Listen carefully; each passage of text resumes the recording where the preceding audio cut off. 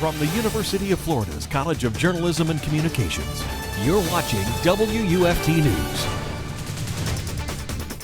This is a WUFT News update. I'm Ethan Curtis. And I'm Samantha Chery. Thank you for joining us. The FBI issues a final update on the disappearance and death of Gabby Petito. Petito was on a cross-country trip with her boyfriend Brian Laundrie last summer before she was missing and later found dead. Laundrie returned to Florida before he also was reported missing and eventually found dead. The FBI now says Laundrie was the only individual it identified as directly involved. In a notebook found near his body, Laundrie wrote about his responsibility for Petito's death. The FBI plans to officially close the case in the near future. A federal court has issued a preliminary injunction against the University of Florida in an academic freedom dispute. The issue involves UF faculty taking sides in lawsuits that involve the state, their employer. 3 election experts sued after being rejected for outside pay to testify in a case challenging new election rules. They were initially told it would have to be on their own time and their own dime, as pro bono work.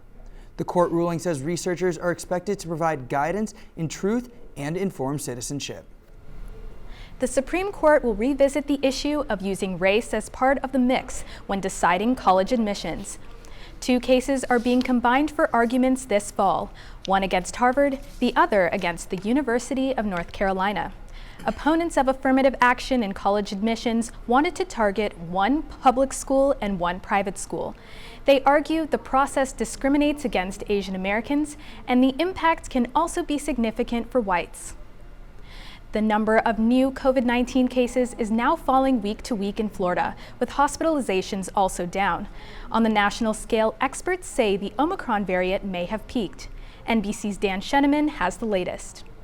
After weeks of numbers showing Omicron surging, finally, some good news. It is starting to turn around, and I believe you're going to see that going in that direction over the next couple of weeks.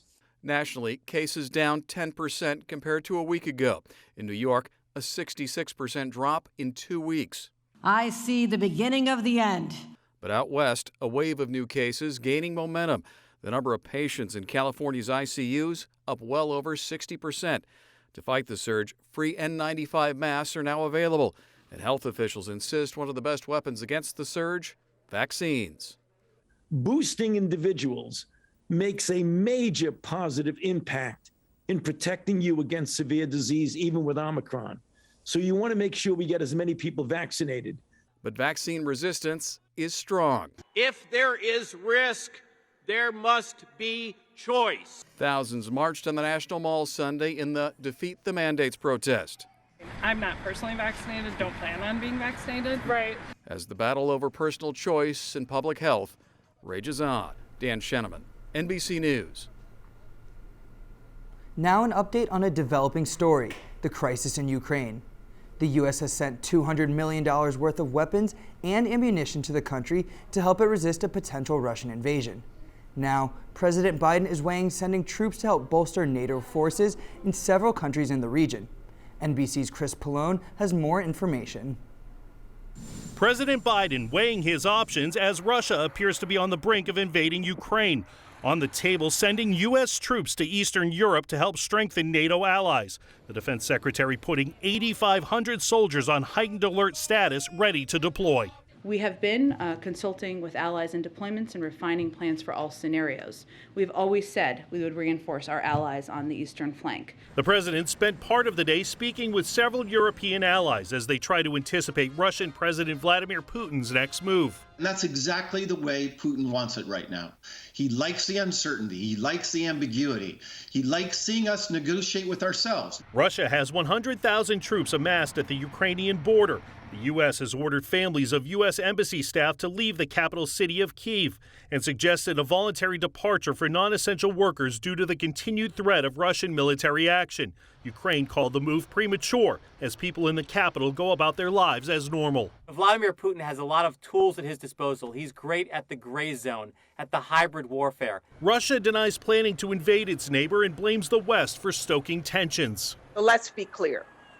There is only one country with 100,000 troops pre-positioned on the border, participating in war games, and spreading propaganda, and that's Russia. Congressional Republicans want President Biden to impose sanctions on Russia now to deter an invasion. Democrats want him to wait and see.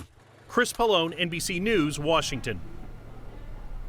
This morning was a cold one. Definitely puts sweater weather into a new perspective. Let's check in with Julia Haley to see how long we can expect these chilly temps. It looks like sweater weather is going to last the whole week. This morning we woke up to 30 degrees, now currently feels like 58 degrees, a 20-degree difference from this morning. 57 for Gainesville, 59 for Bronson currently, 58 for Ocala. And tonight we should be expecting our temperatures to dip into the low 40s. Clouds are going to be drawing into north central Florida, so when you wake up in the morning you may be seeing some rain as a system makes its way through Gainesville. So tonight into Tuesday morning, we should be seeing low temperatures, 42 Gainesville, 42 Ocala, and 39 for Bronson. Of course, this is warmer than what we saw for Monday morning, so it should feel a little bit nicer. Now for Tuesday, some showers are expected, and actually a good amount, as this low pressure system draws its way into north central Florida. Of course, the warm front not helping either, giving us some showers throughout Tuesday and Wednesday, but hopefully by Thursday we should be seeing some warmer, clearer skies and some sunny weather ahead. Now for our future rain for Tuesday and Wednesday, we are going to be seeing some higher totals above north of Gainesville and west of I-75. But for a majority of north central Florida, we should be seeing some rain about 1 inch to 1 inch or less. So for our 6-day outlook, Tuesday we will be seeing some rain, but for Wednesday and Thursday we're expecting to dry out. By Friday, of course, seeing some more rain, giving us some below average temperatures throughout the week and into the weekend. On to Jensen Young with sports. Thanks, Julia. In sports, the Gator men's basketball team is on a hot streak, winning 3 straight SEC games. Florida had a tough start to its SEC schedule with 3 straight ranked opponents and 3 straight losses. Since then, they've won all 3 to take them to 3-3 against SEC opponents. On Saturday night, they held Vanderbilt to just 42 points. We've got good defensive guards. Our bigs were really locked in to their ball screen coverage. You know, it's about, you know, the collection of the 5 guys out there and how connected they are. The Gators look to continue the win streak tonight as they visit the Ole Miss Rebels. You can listen to the call tonight at 7 on WRUF. Meanwhile, the Florida women's basketball team is on fire against their SEC opponents. Yesterday, the Gators took down number 11 LSU in a thriller 73-72. That win sees the Gators on a 5-game win streak and 5-2 in SEC play. Florida coach Kelly Rae Finley says she is proud of how her team fights no matter the challenge.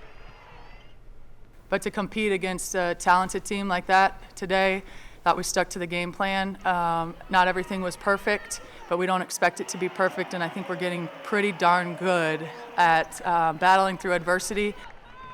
The Gators are not yet in the top 25, but they are receiving votes. Next for the team, they take on number 1 South Carolina on Sunday. This weekend saw 4 intense games in the NFL divisional round to decide the championship matchups. Each of the 4 games were decided by just 1 score, 3 games by a game-winning field goal and 1 in overtime.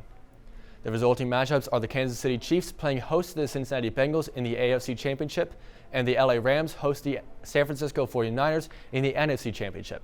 Both games will be on Sunday.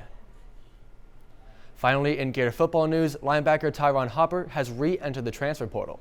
Just 4 days after entering the portal and then taking his name out, Hopper is back in to look for a new landing spot. Meanwhile, the Gators have landed a new commit in 3-star defensive lineman Andrew Savaiinaya. That's your local sports news. Now back to the desk. A record number of people visited Yellowstone National Park last year. 4.86 million visitors breaks the previous record set in 2016. The boom came despite COVID and construction limiting hotel rooms and campsites. Other national parks have also noted an increase in interest during the pandemic. Thanks for keeping up with WUFT News on Facebook. I'm Ethan Curtis. And I'm Samantha Chery. That's our time for now. Remember, your Florida news is always on at WUFT.org.